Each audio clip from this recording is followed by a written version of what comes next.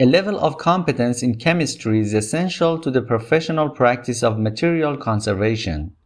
An understanding of scientific concepts and a basic scientific vocabulary enables the conservator to understand conservation problems, treatments, material techniques in a systematic and quantifiable way, which can be communicated not only to colleagues in the profession but also those from other disciplines.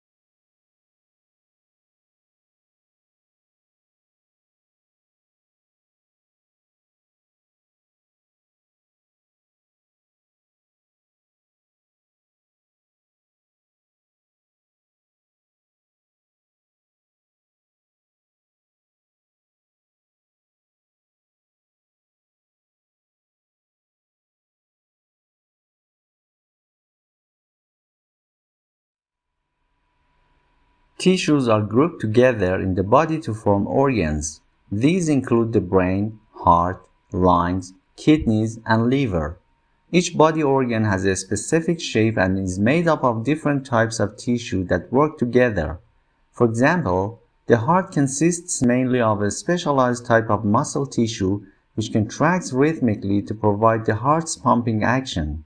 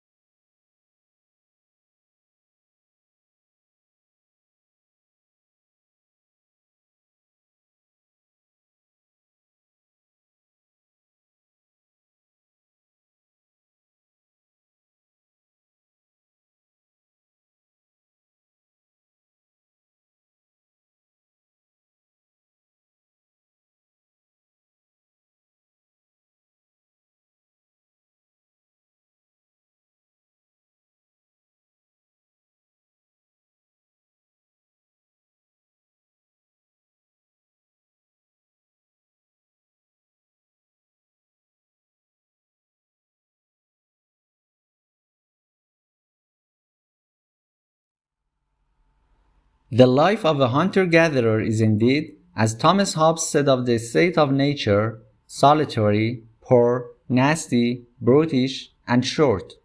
In some respects, to be sure, wandering through the jungle bagging monkeys may be preferable to the hard slog of subsistence agriculture.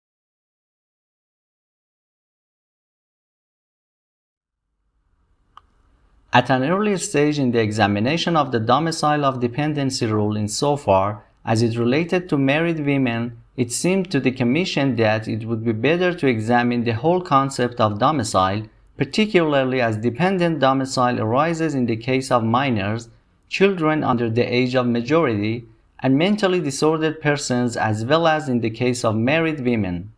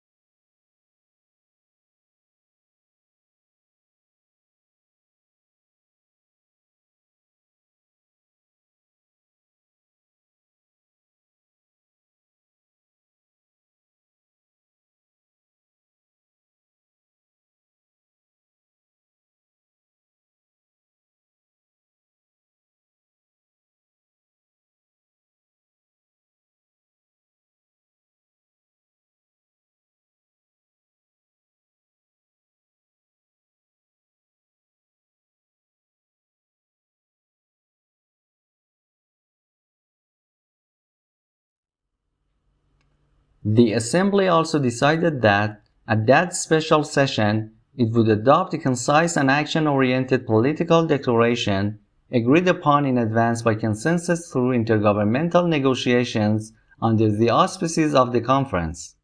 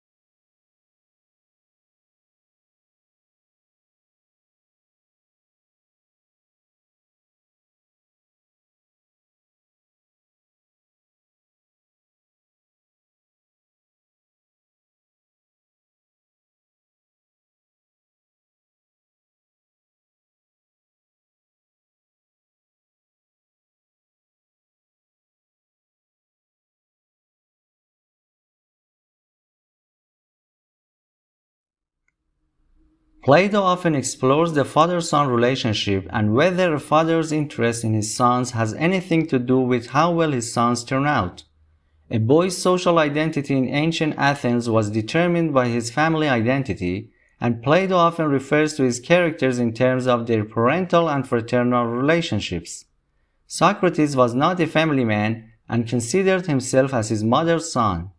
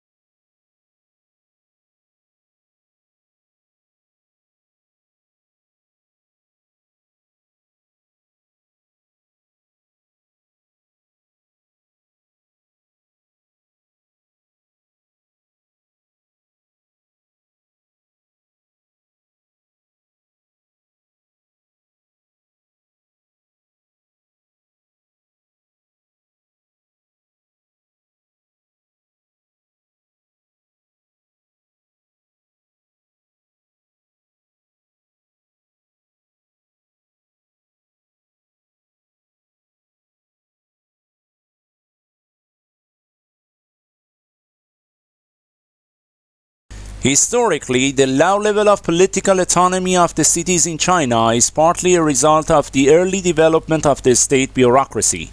The bureaucrats played a major role in the growth of urbanization, but were also able to control its subsequent development, and they never completely gave up this control.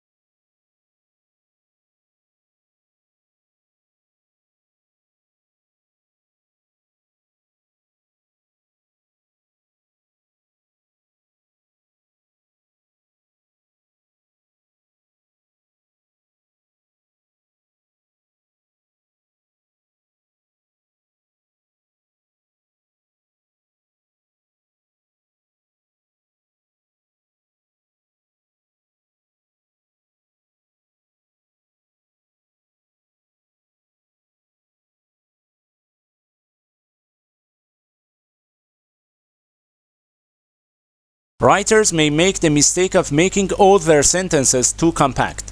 Some have made this accusation against the prose of Gibbon. An occasional loose sentence prevents the style from becoming too formal and allows the reader to relax slightly. Loose sentences are common in easy, unforced writing, but it is a fault when there are too many of them.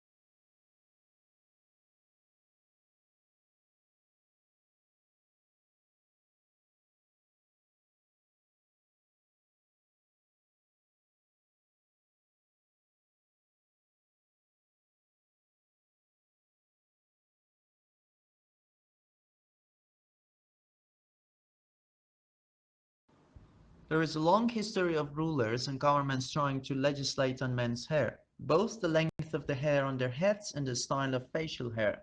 For practical reasons, Alexander the Great insisted his soldiers be clean-shaven, but Peter the Great of Russia went further, insisting no Russians had beards.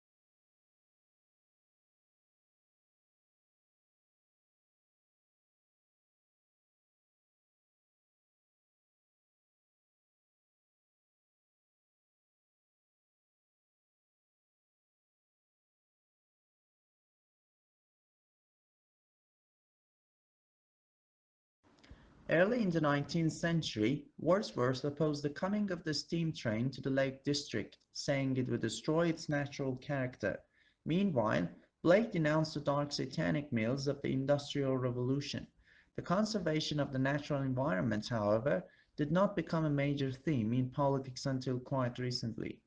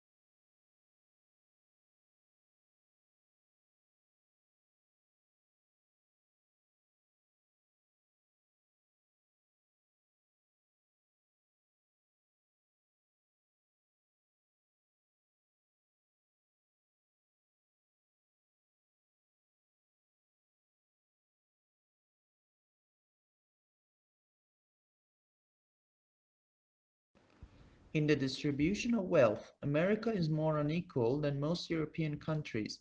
The richest tenth of the population earns nearly 6 times more than the poorest tenth. In Germany and France, the ratio is just over 3 to 1. The United States also has the largest proportion of its people in long-term poverty.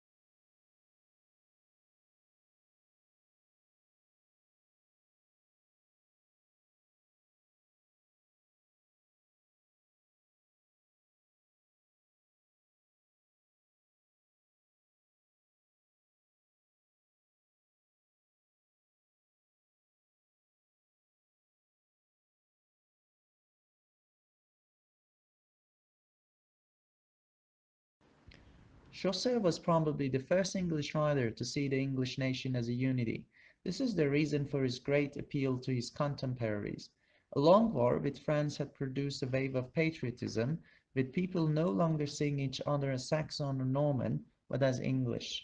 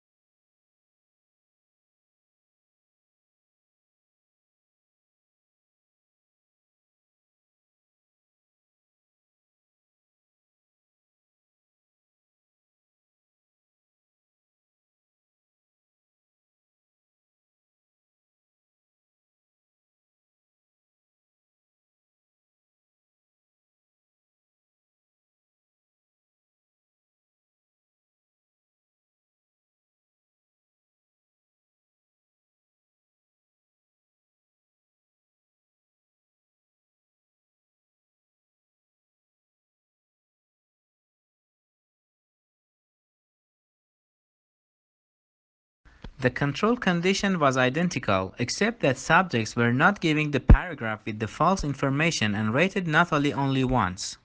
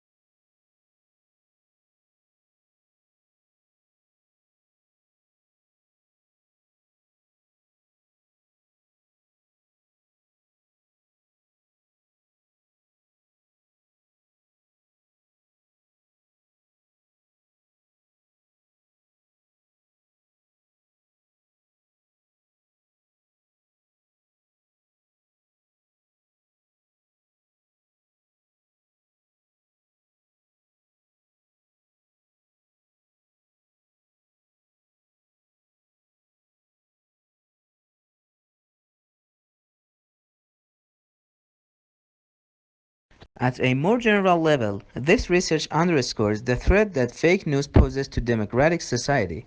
The aim of using fake news as propaganda is to make people think and behave in ways they wouldn't otherwise. For example, hold a view that is contradicted by overwhelming scientific consensus.